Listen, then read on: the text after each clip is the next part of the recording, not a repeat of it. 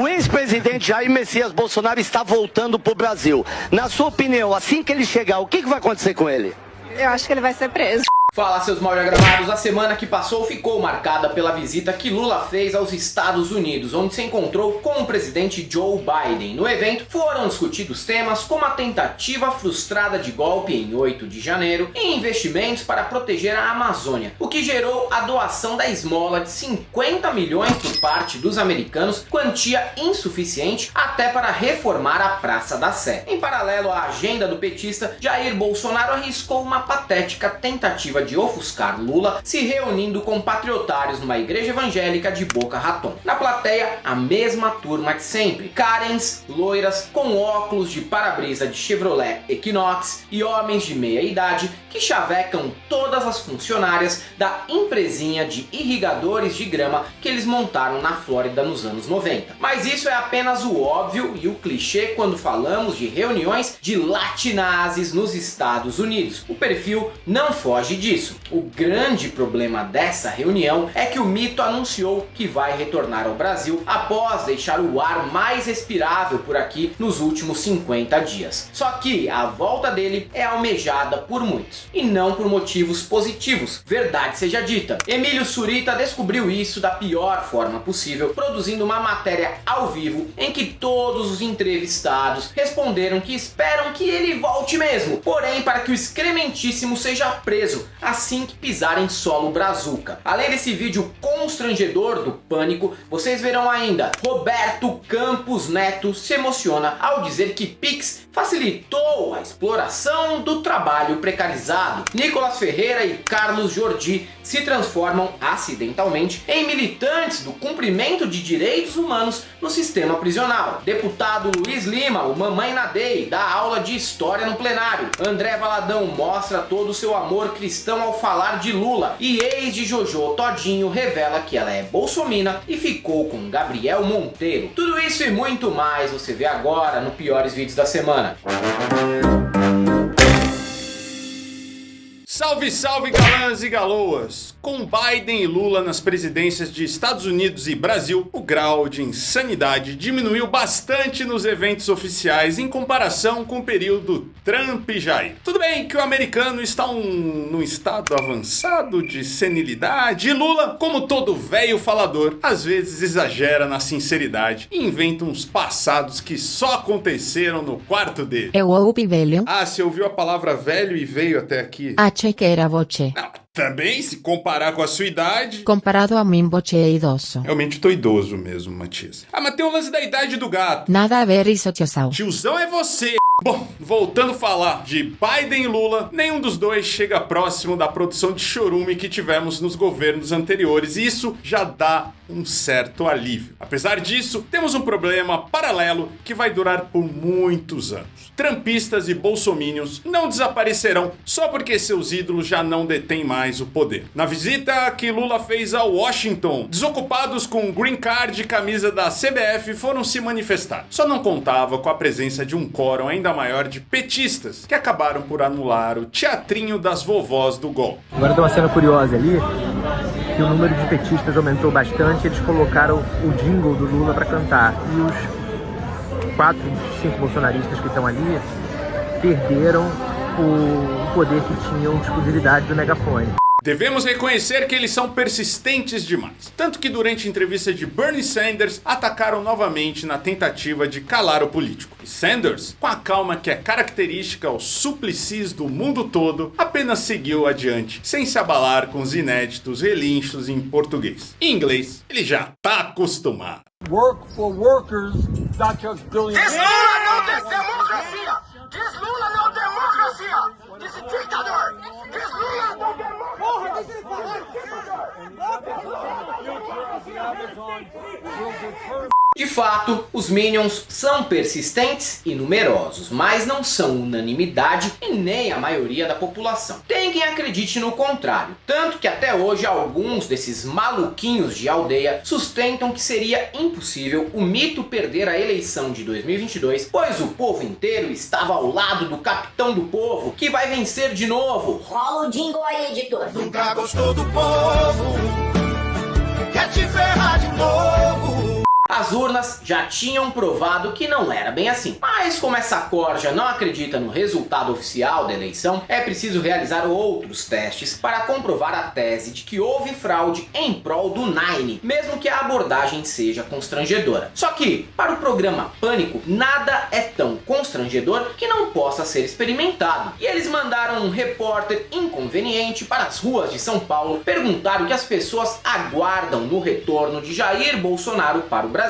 Enquanto o suposto jornalista encosta o sovaco úmido e quente nas costas das pessoas durante a abordagem, todos os entrevistados colaboram para deixar Emílio Surita desolado no estúdio ao responder que aguardam que o mito acabe preso quando colocar suas patas por aqui. A opinião emana do povo, não é verdade? O ex-presidente Jair Messias Bolsonaro está voltando pro Brasil. Na sua opinião, assim que ele chegar, o que vai acontecer com ele?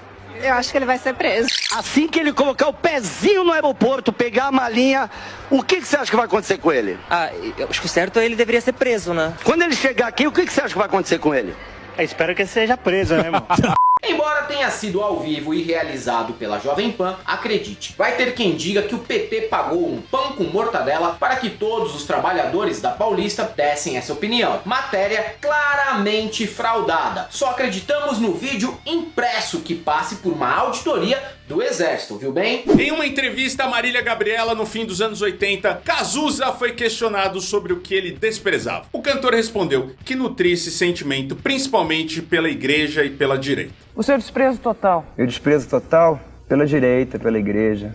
Pode ter parecido radical em uma época em que o projeto de transformar o Brasil no evangelistão estava muito distante do horizonte. Período em que pastores ainda eram humildes tiozinhos das perifa com calça de tergal e não playboys tatuados com alargador na orelha que pregam em igrejas de parede preta. Mas o músico estava correto e antecipou o que estaria por vir 3 décadas depois. E de certa forma, que bom que ele já não está mais entre nós para compartilhar o desgosto que é conviver na mesma época em que André Valadão, da Igreja Lagoinha, que se transformou em um combo de pastor, estilista de moda, crente, cantor decadente e opinólogo de política. A nova polêmica do religioso blogueirinho mineiro foi responder ao questionamento de um seguidor, que perguntou se ele batizaria Lula. Vai, ladrão! Disse que sim, mas manteria o presidente 30 segundos embaixo d'água para purificar bem. Se eu batizaria o Lula,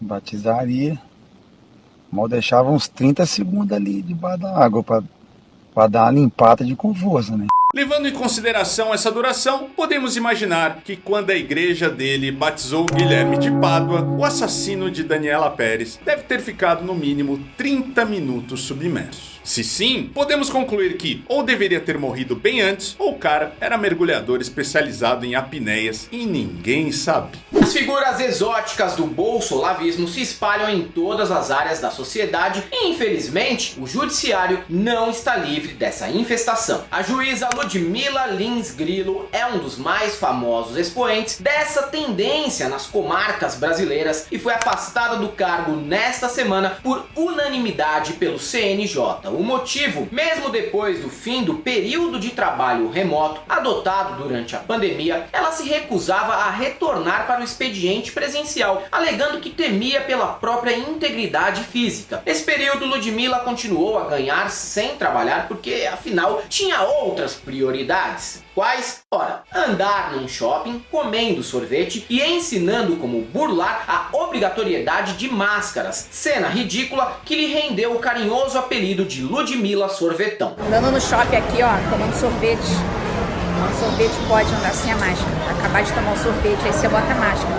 O vírus não gosta de sorvete. Mas ninguém pode acusá-la de não ter atuado profissionalmente em pelo menos um dia desde então. Como juíza da Vara da Infância e da Juventude de Unai, em Minas Gerais, ela pode provar que não ficou à toa nesse período todo, pois fez lives com a jovem estrela da extrema-direita, Carlinhos Piloto, o Charles Pilot. Com o adolescente com voz de socialite, ela conversou sobre o perigo das feministas de cabelo azul em universidades públicas e também sobre qual deveria ser a pena para um jovem que esquarteja a cabeça de alguém. Muitos falam comigo, poxa, eu tenho medo do meu filho, da minha filha entrando na faculdade, dela virar uma feminista de cabelo azul. O máximo que pode acontecer com um adolescente, um anjinho, né, que pega a pessoa na rua, esquarteja, corta a cabeça, essa coisa toda, o máximo que pode acontecer com ele é ele receber uma medida socioeducativa de internação. Papo super saudável, familiar e tranquilo. Esse sucesso no subterrâneo das redes foi usado pela defesa de Ludmilla, que no caso era ela mesma durante a sessão do CNJ. Os magistrados, contudo, não ficaram convencidos que a fama dela como musa Olavete era justificativa para abandonar o cargo e resolveram suspender a juíza, que ao lado de Sérgio Moro é mais uma que ninguém consegue entender como conseguiu passar em uma prova para um cargo tão disputado assim. Em sua defesa, ela indaga se uma magistrada que recebe 46 mil curtidas em um comentário está abalando a confiança das pessoas, e o que dizer de 76 mil manifestações públicas de apreço, como se essa tribuna da internet aprovasse ou não a sua atuação. Tais manifestações deixam claro que a juíza Ludmilla considera que o bom juiz é aquele que tem a aprovação pública dos seus seguidores, do que se pode concluir que, em alguma situação concreta, suas decisões judiciais podem ser guiadas por esse populismo ou pela possibilidade ou não de agradar o maior número de seus seguidores. A sensibilidade da extrema-direita é comovente. Mente quem diz que eles não se importam com o bem-estar das minorias, crianças e marginalizados. Roberto Campos Neto, presidente do Banco Central, deu entrevista ao Roda Viva nesta semana e provou que, sim, bolsonaristas e banqueiros defendem agendas sociais. Mas é que o jeitinho deles é diferente da esquerda. Durante a sabatina, Bob Fields contou uma fanfic sobre o dia em que ficou emocionado ao ser abordado por alguém que vendia pano no farol e podia receber pagamento por Pix. Legal, o Pix pode ter melhorado o rendimento do setor informal, mas ao mesmo tempo é absurdo o presidente do Banco Central de um país como o Brasil achar ok que milhões de cidadãos precisem recorrer para o subemprego extremamente precarizado em semáforo para sobreviver sabe lá em quais condições. Não é à toa que é admirador do Paulo Guedes. A escola econômica dos dois consiste em pobre vendendo pano de prato com Pix, filho do porteiro longe de universidade e empregada doméstica visitando o cachoeiro do Itapemirim ao invés da Disney. Por fim, tem uma agenda de tecnologia que é basicamente no social. Vamos olhar o que o Pix fez com as pessoas, o número de empresas pequenas que foram criadas por causa do Pix. Outro dia eu estava num restaurante, um garoto veio vender, né, um produtinho, eu fiquei até na época um pouco emocionado porque eu vi que ele estava vendendo e eu não tinha dinheiro. Ele falou assim, não, é no Pix, vai no Pix. E eu falei, o Pix ajuda a sua vida? Ele falou, o Pix mudou a minha vida. Admito que adoro quando fascistas acabam se transformando acidentalmente em militantes da esquerda. E não é raro, viu? Acontece sempre quando eles se tornam vítimas do próprio sistema que defendem. Com a prisão dos patriotários golpistas de 8 de janeiro, foi dado início a um movimento que consiste em políticos bolsonaristas se transformando em defensores dos direitos humanos e críticos das condições desumanas do sistema prisional, pautas defendidas historicamente, vejam só que ironia, pela esquerda. Carlos Jordi, o pincher de Niterói, denunciou que mulheres que estão na colmeia sofrem com a falta de absorventes e não podem menstruar com dignidade. São relatos de senhoras de idade, de idosas, de pessoas que estão em condições subhumanas, pessoas que não têm nem onde dormir, que não têm onde fazer as suas necessidades, senhoras que não têm nem absorvente, estão tendo que lavar seus absorventes para poderem menstruar com dignidade. Realmente lamentável até quando se trata de uma vovó fascista, mas quem foi mesmo que negou o acesso a absorventes para detentas e pessoas em vulnerabilidade social? Dei uma pesquisada rápida aqui e parece que o seu mito queria vetar essa proposta, alegando não ter fonte de custeio no governo. O senhor mesmo, Carlos Jordi, em 8 de outubro de 2021, chamou a questão de esquerdopatia que apodrece e imbeciliza. Sendo assim, tá permitido te chamar de esquerdopata imbecil com cérebro podre a partir de agora, ou houve uma legítima evolução no seu posicionamento sobre o tema? Outro que virou defensor de direitos humanos básicos para detentos foi o mascote da milícia Nicolas Ferreira, porém deu muito mole ao ressaltar que os golpistas são pessoas que estão ideologicamente do lado dele, o que não foi perdoado por Sâmia Bonfim, que ironizou essa hipocrisia e apontou que o parlamentar mineiro acabou confessando que estava favorável ao golpe de Estado. Ontem eu estive ali na colmeia, presídio onde se encontram as detidas femininas dos atos do dia 8. O que eu vi lá Foi assustador. Eu não estou dizendo somente porque é o nosso lado, não. Nosso lado. As pessoas estão lá simplesmente sem ter o devido processo legal. Presidente, eu acho fundamental debater a situação do sistema carcerário no Brasil. De fato, muitos dos que estão ali dentro passam por seríssimas violações dos direitos humanos. Mas me estranha muito que os deputados da extrema-direita só se preocupem com essa situação quando se trata de invasores golpistas que participaram do dia 8 de janeiro de uma das cenas mais lamentáveis da história do nosso país. Como o deputado mesmo disse, abre aspas, do nosso lado, fecha aspas, praticamente uma confissão de culpa, de que aquelas pessoas estão justamente do lado daqueles que infelizmente se elegeram nessa esteira da extrema-direita bolsonarista. Sim, essas pessoas estão do lado deles, foram estimuladas por eles, por parlamentares como esse, mas em especial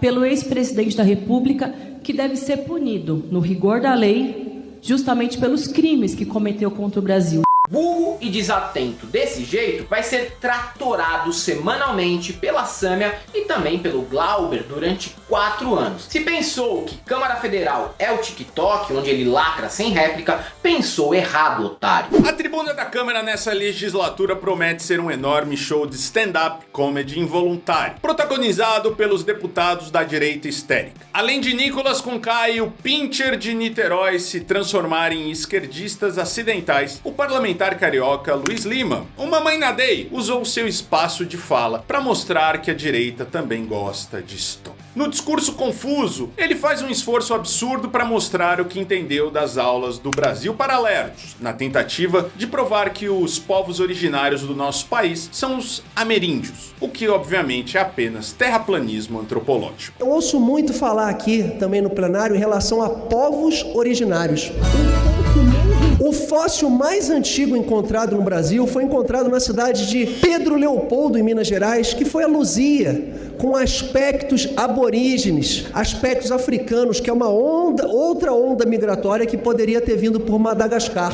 Então, talvez os nossos povos originários não sejam os ameríndios. O problema é que, por mais esforçado que Mamãe Nadei seja, ninguém consegue levar a sério alguém que fala com a mesma voz do Renan do Choque de Cultura e que inclusive traz o mesmo tipo de informação aleatória e não requisitada que o personagem costuma trazer para aprofundar as discussões sobre cinema. Não sejam os ameríndios. Desconhecimento histórico, seu Maurício. Mais um para sua coleção de desconhecimentos. Com inúmeros vereadores itinerantes que foram promovidos a deputados federais pelo Brasil, 2023 abriu oportunidade para outros políticos municipais tentarem aparecer e subir de cargo nas próximas eleições. Um que está implorando por uma vaguinha em Brasília é Nelson Rosri, do PSD de Campinas. Autodeclarado especialista em dependência química e combate à corrupção, ele tem usado o cargo para combater uma peça de Thiago Santinelli, que será apresentada no shopping Iguatemi. De acordo com esse primor de inteligência, cujo sobrenome deveria ser Horse, o cartaz do espetáculo faz apologia ao nazismo por mostrar o humorista com um facão com gotas de sangue que formam uma suástica. O vereador defende que nenhum tipo de apologia à violência é válida, mas eu presumo que ele deve ter ficado irritado com o fato do nome da peça ser antipatriota e o cartaz mostrar Santinelli como um caçador de fascistinhas de camisa da CBF. O político se sentiu diretamente ofendido e passou o recibo por ser alvo da crítica. Não existe nenhuma outra remota interpretação possível desse lance. Após denúncia nas redes, Horse foi até o shopping com 2 guardinhas toscos da PM e se prestou ao ridículo papel de recolher o cartaz, cena que todo mundo sabe que acaba por dar mais exposição ao show do que ele teria naturalmente. O foda é que, beleza, o camarada Santinelli se deu bem, mas infelizmente o Horse já ganhou admiradores para pelo menos ser deputado estadual com essa palhaçadinha aí. O stand-up do Thiago Santinelli,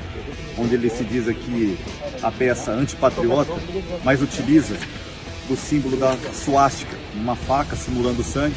Então, logo me dirigi aqui ao batalhão, falei com o Coronel Paulo, solicitando para que uma viatura me acompanhe e nós possamos assim registrar o que está acontecendo, até porque é crime e nós vamos pedir agora a retirada dessa peça, como também o cancelamento dessa apresentação, e por isso que a Polícia Militar se faz presente, porque fizemos um boletim de ocorrência. Existem muitos casais que me causam ojeriza nesse país, como por exemplo Michele Jair e Sérgio Moro e Conja. Eu não consigo nem mentalizar a intimidade desse povo sem ter ânsia de voto. Mas um suposto casal surgiu nesta semana para me desgraçar ainda mais a cabeça. O ex de Jojo Todinho, cujo nome é irrelevante, revelou que a cantora, além de ser uma convicta bolsonarista, apesar de representar tudo que esse movimento ideológico abomina, também teria tido a coragem de ficar com o vereador detento Gabriel Monteiro. Quem te conhece sabe que você é a maior bolsonarista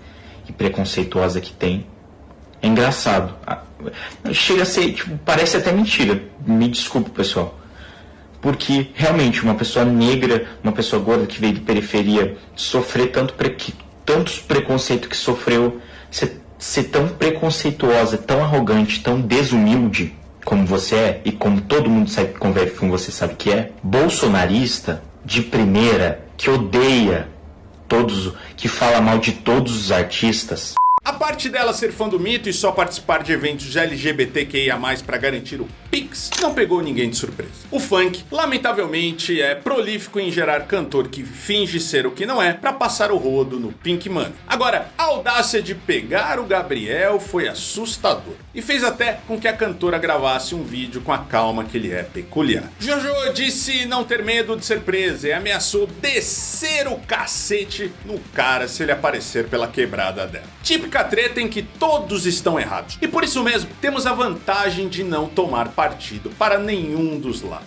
Pra você vir falar que eu te traí, que eu te maltratava, vai tomar no seu cu! Aprenda a ser homem, rapá! Sustenta a sua gracinha. Se você não teve um pai, uma mãe, um alguém que te desse educação e te ensinasse a ser homem, eu vou te ensinar a ser homem. Eu vou te meter a porrada. Vem pro Rio de Janeiro. Opinião impopular. O espiritismo só não é um problema para a sociedade brasileira porque não tem um projeto de poder e é seguido por apenas 3% da população. Fosse mais popular, infelizmente, veríamos diversos médiuns deputados federais defendendo as mesmas pautas antidemocráticas da bancada evangélica. O que nem é surpreendente quando falamos de uma religião majoritariamente branca e seguida por uma classe média cafona, cuja referência cinematográfica é o filme Nosso Lar, que me amedronta mais que Invocação do Mal. Não é à toa também que um dos maiores líderes desse segmento, Divaldo Franco, além de já ter sido um grande defensor de Sérgio Moro, agora virou protetor dos pobres coitados golpistas presos em 8 de janeiro. E como já tem virado regra para defender um indefensável, mais uma vez, um simpatizante do fascismo difuso brasileiro saca uma frase do Martin Luther King para fingir que é moderado e letrado. Porém, com essa abordagem, os caras acabam sempre provando o contrário, que no caso é mostrar dificuldade de interpretar o que foi dito por Luther King e desconhecer que para cometer crime contra o Estado não é preciso necessariamente ter uma arma na mão. Aliás, teve quem já foi preso com pinho-sol na mochila e nunca vi nenhum médium se comover. Sim, eu sei,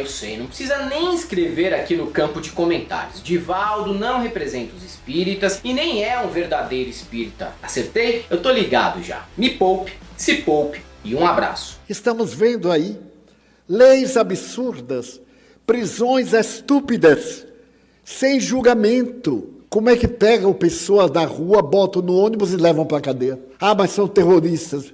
Mas ninguém estava com revólver, nem faca, nem canivete, nem gilete, nem cortador de unha. Não tinha nada. 1.000 e tantas pessoas, crianças de colo, idosos de 80 anos. E não sensibilizou. Um silêncio geral. A imprensa nem toca no assunto.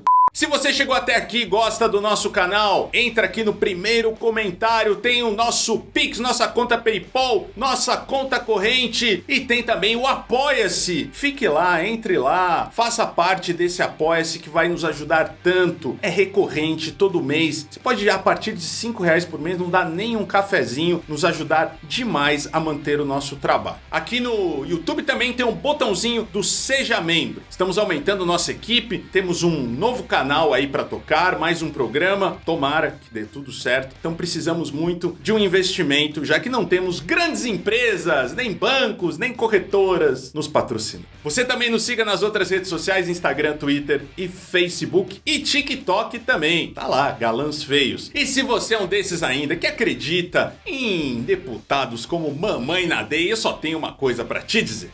Não passaram.